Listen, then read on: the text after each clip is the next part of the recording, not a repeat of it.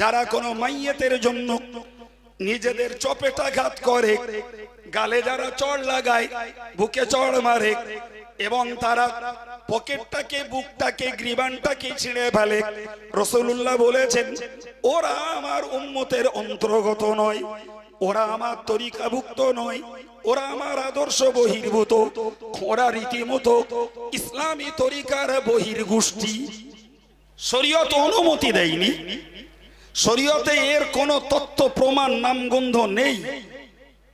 যে ইমাম হুসাইন হুজুরের শহীদ হওয়ার দিবসটা এলে হায় হোসেন হায় হোসেন করতে হবে, বুক চাপড়াতে হবে, রক্তপাত করে রক্ত বুকে মারতে হবে, ইসলামী শরীয়তে এগুলো কাচ্চা হারাম। এর সঙ্গে ইসলামের বিন্দু পরিমাণ সম্পর্ক নেই।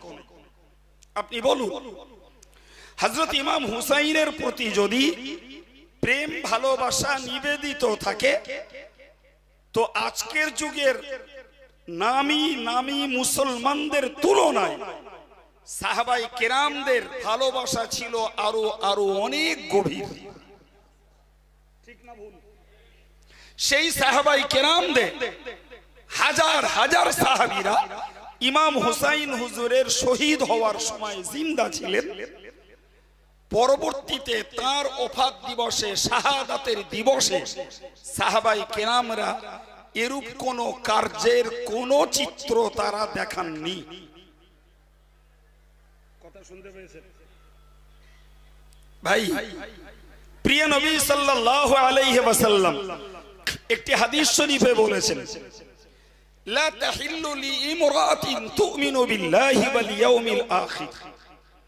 কোন মহিলার জন্য হালাল নয়, যে মহিলা আল্লাহকে বিশ্বাস করেন, পরকালকে বিশ্বাস করেন, তার জন্য হালাল নয় আন তুহিদ্দা আলা মাইয়িতিন ইল্লা আলা যাওজিন, যে কোন মৃত ব্যক্তির জন্য শোকতাপ করবে 3 দিনের বেশি। কোন মহিলা কোন মাইয়েতের জন্য 3 দিনের বেশি শোকতাপ করবেন, এটি ইসলামে হালাল নয়। ইল্লা আলা যাওজিন আরবাআতা আশহুরিন ওয়া আশরা, কেবলমাত্র স্বামী মারা গেলে 4 মাস 10 দিন একজন বিধবা স্ত্রীকে তার অলংকার আদি খুলে ফেলে তাকে সাদা সিধা জীবন যাপন ওই স্বামীর শোক করতে হয়, সেটি চিল্লিয়ে নয়, এই অসন বসন অলংকার গুলোকে ত্যাগ করার ভিতর দিয়ে। কথা শুনতে পাচ্ছেন ভাই? তাহলে যেখানে নারী জাতির জন্য 3 দিনের বেশি শোকতাপের অনুমতি ইসলাম দেয় না, আজকের যদি ইমাম হুসাইন হুজুরকে কেন্দ্র করে মহিলারা যদি শোকাহত হয়ে 1400 বছর পরে রাস্তায় ওঠে, ঢোল তবলার গান বাজনা দিয়ে যদি ইমাম হুসাইনের শাহাদাতকে স্মরণ করে, এটা নিশ্চিত ইসলামের অপমান, এটা কোরআনের বেইজ্জতি, এটা নবী পরিবারের বেইজ্জতি, অল ওয়ার্ল্ডে মুসলিম জাতিকে কলঙ্কিত আরেকটা যুদ্ধংদেহী জাতি বলে প্রমাণ করানো। এই অস্থির পৃথিবীতে যারা 10ই মুহররমকে তলোয়ার নিয়ে, তীর নিয়ে, ধনুক নিয়ে রাস্তায় ওঠে, এদের জন্য গোটা বিশ্বের সুন্নি মুসলমানেরা কলঙ্কিত হচ্ছে। সুন্নি মুসলমানদেরকে এদের থেকে সাবধান হয়ে যাওয়া দরকার।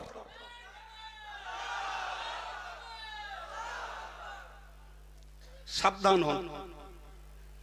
এরা মুসলমান কি মুসলমান নয় বিবেচনা পরে। আল্লাহ পাকের নবী বলেছেন, লাইসা মিন্না মান দারাবাল হুদুদ ওয়া শাক্কাল জুয়ুব। প্যারে নবী সাল্লাল্লাহু আলাইহি ওয়াসাল্লাম বলেন, যারা কোনো মাইয়েতের জন্য নিজেদের চপেটাঘাত করে, গালে যারা চড় লাগায়, বুকে চড় মারে এবং তারা পকেটটাকে, বুকটাকে, গ্রীবানটাকে ছিঁড়ে ফেলে, রাসূলুল্লাহ বলেছেন ওরা আমার উম্মতের অন্তর্গত নয়, ওরা আমার তরিকাভুক্ত নয়, ওরা আমার আদর্শ বহির্ভূত, ওরা রীতিমতো ইসলামী তরিকার বহির্গোষ্ঠী।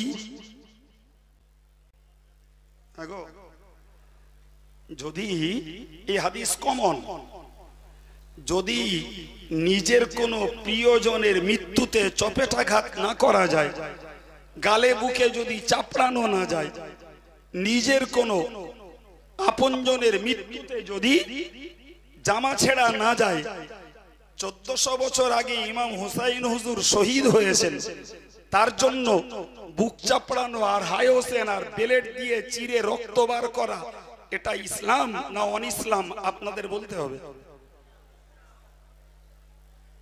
ইসলামের সঙ্গে এর সম্পর্ক থাকতে পারে?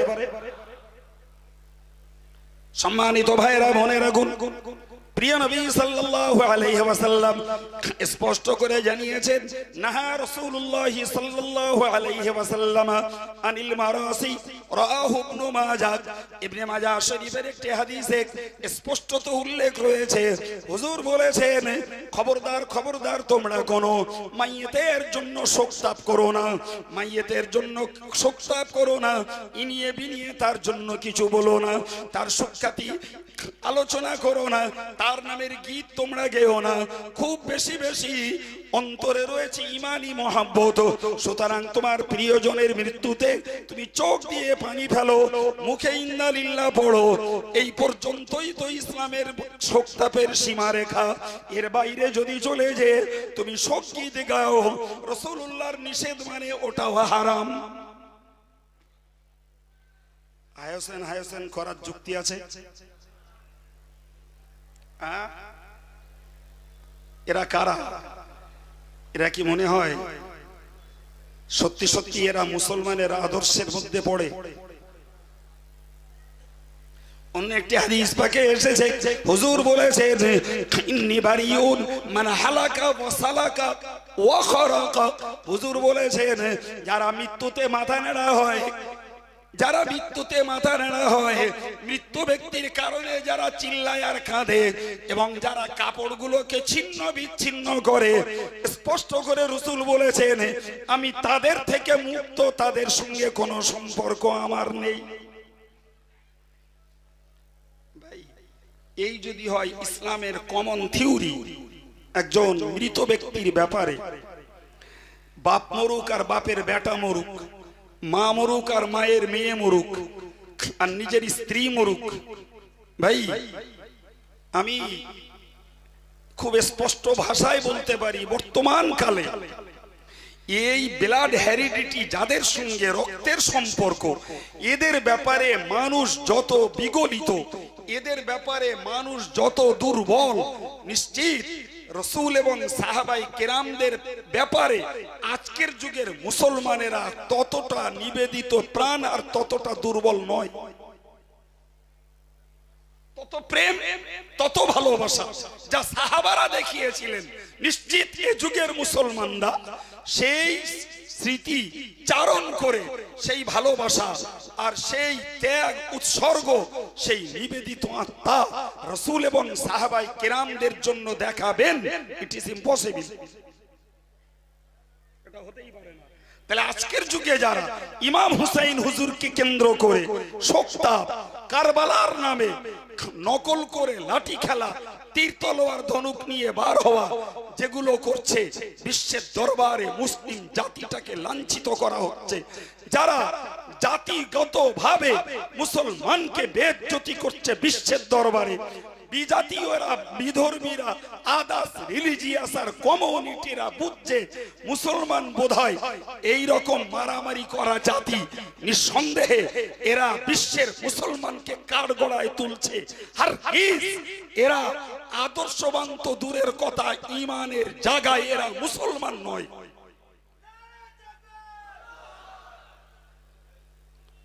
ভাই সতর্ক হন, সাবধান হন,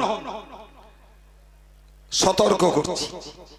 শুনুন, বিস্তার কথা বলার অবকাশ পাবো না, তবে কষ্টের ভিতর দিয়েই যতটুকু বলছি, এতটুকু অন্তত এই জাতীয় কাজ যারা করে সেই এলাকাস্থ মানুষগুলো সতর্ক হন।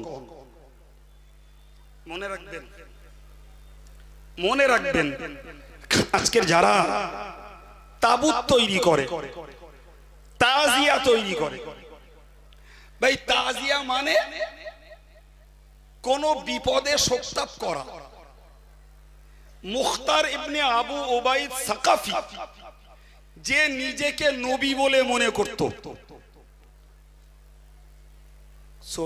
নাউজুবিল্লাহ বলবেন না সুবহানাল্লাহ বলবেন?